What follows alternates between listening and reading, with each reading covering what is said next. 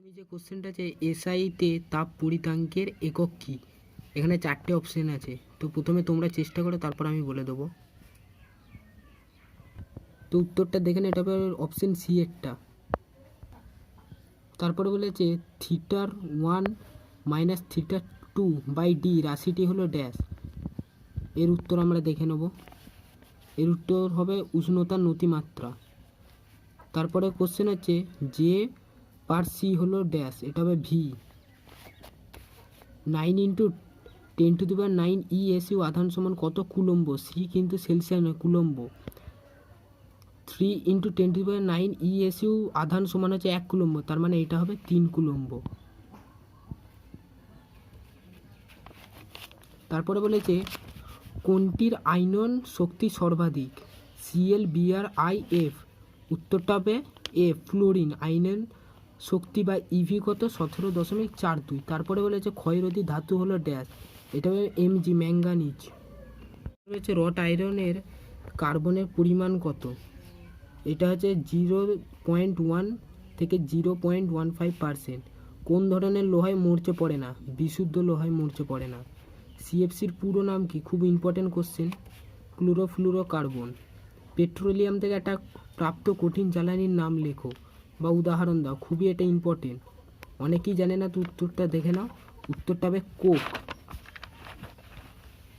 কী কারণে পরম শূন্য উষ্ণতাকে পরম বলা হয়? এর উত্তরটা এখানে লেখা আছে।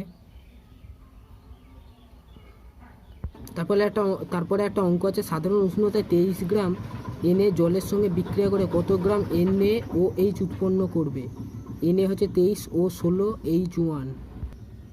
এখানে উত্তরটা লেখা আছে 40 গ্রাম NaOH উৎপন্ন করবে। কিভাবে করবে সেটাও এখানে বোঝানোই আছে। শুধু এখানে আমাদের বিক্রিয়ার সমিত সমীকরণটা জানলেই হয়ে যাবে, তাহলে মান বসালেই পেয়ে যাব।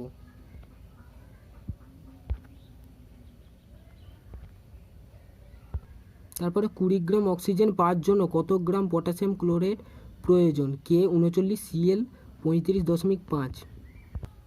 এখানে উত্তরটা লেখা আছে, উত্তর হবে 51.04 গ্রাম।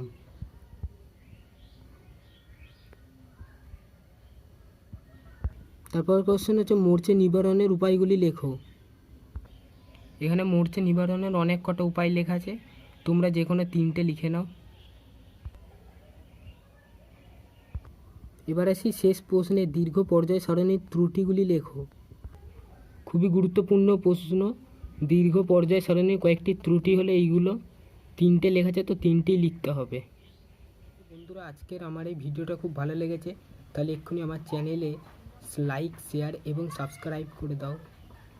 আবার দেখা হবে পরের ভিডিওয়। A few moments later.